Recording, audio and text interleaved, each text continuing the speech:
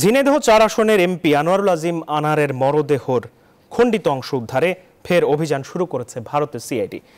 শুক্রবার বিকেলে পশ্চিমবঙ্গ রাজ্যের দক্ষিণ ২৪ পরগনা জেলার ভাঙ্গরের কৃষ্ণমাটি এলাকায় কসাই জিহাদকে নিয়ে তল্লাশি শুরু করেন কর্মকর্তারা। এই সময় জলাশয়ের মধ্যে নেমে সিআইডি সদস্যদের তল্লাশি চালাতে দেখা যায়, তবে এখনও মরদেহের কোনো অংশের খোঁজ পাওয়া যায়নি। গতকাল রাতে ভাঙ্গর থানার জিরেনগাছা ব্রিজ এলাকায় দেহের বাকি অংশ উদ্ধারে তল্লাশি চালায় সিআইডি, তবে কোনো অংশ না পেয়ে রাতেই তল্লাশি শেষ করেন কর্মকর্তারা।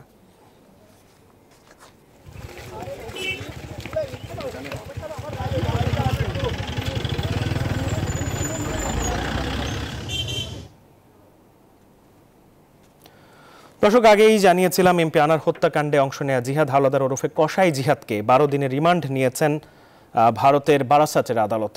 এ বিষয়ে আরো জানতে কলকাতা থেকে আমাদের সাথে যুক্ত হচ্ছেন সহকর্মী ভাস্কর সর্দার, তার সাথে একটু যুক্ত হব।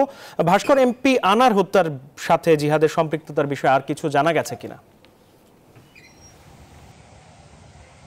ধন্যবাদ হাসান। তোমায় যেমনটা বলছিলে তুমি যে ১২ দিনের রিমান্ড, এবং ১২ দিনের রিমান্ড নেওয়ার পরে কিন্তু পশ্চিমবঙ্গের গোয়েন্দা পুলিশ অর্থাৎ সিআইডি কিন্তু তার কাজ থামিয়ে দেয়নি। সেই মুহূর্তে বারাসাত থেকে কলকাতার যে নিউ টাউন অঞ্চল, সেই নিউ টাউন অঞ্চলে নিয়ে আসা হয় এবং জিহাদ যেটা বলেছিল যে আমি কোন খালটাকে তারা টার্গেট করেছিল, আমি শাকিলকে বলবো অন্ধকার হয়ে গেছে, যদি একটু দেখানো যায় যে এখান দিয়ে নেমেছিল খালের এখানে জিহাদকে সঙ্গে করে নিয়ে এসে সিআইডি দপ্তর এবং রাজ্য পুলিশ, কলকাতা পুলিশ এবং বিপর্যয় মোকাবিলা বাহিনী, এরকম যে এই যে খাল, এটাকে বলা হচ্ছে ভাঙরের নিউ টাউন অঞ্চলের ভাঙরের কৃষ্ণমাটি এই খাল।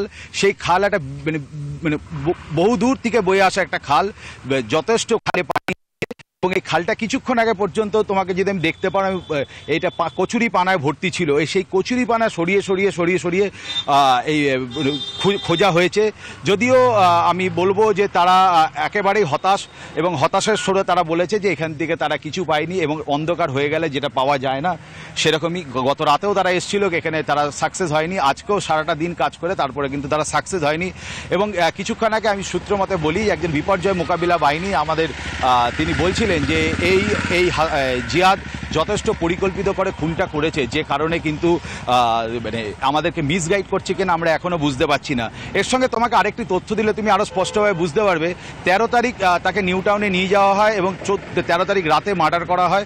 ১৪ তারিখ ওখান থেকে বিকেল ৫টার সময় বেরিয়ে আসা হয়, এবং ১৪ তারিখ যেটা বলা হচ্ছে রাত্রি ৯টার পর এই খালে বিভিন্ন অঞ্চলে কিন্তু প্লাস্টিকে প্রায় যেটা জিহাদ জানিয়েছে ৪ কেজি ৫ কেজি সাইজের একটি প্লাস্টিকের পলিব্যাগের মতন করে এই খালের বিভিন্ন অঞ্চলে ফেলা হয়। ফলে সেটাই এখন দেখার আগামী দিনে যে কি হবে, ক্রমাগত সিআইডি কি করে সেটাই আমরা দেখব আগামীতে। সর্বশেষ তথ্য আমার কাছে এটাই থাকছে।